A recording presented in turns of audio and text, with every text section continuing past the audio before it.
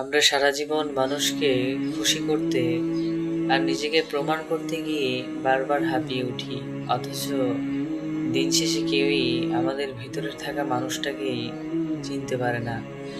আপনি কি জানেন, আপনার সবচেয়ে মূল্যবান মুহূর্তগুলো সেগুলোই যেগুলো পৃথিবীর কেউ না জানলেও আপনি আর আপনার রব সেই মুহূর্তগুলোর কথা জানেন। আপনি যখন হাজারো ভিড়ের মাঝে আপনার আল্লাহকে বারবার ডাকেন, যখন বালিশে মুখ গুছে কাঁদার সময় শুধু তাকেই আপনি সাক্ষী মানেন, কিংবা তপ্ত রোদে ঘাম ঝরানো পরিশ্রমের পরও আপনি কৃতজ্ঞ থাকেন যে আপনার আর আপনার রবের মাঝে এই কথাগুলো হয়, বিশ্বাস করুন, এই কথাগুলোই আপনার আসল শক্তি।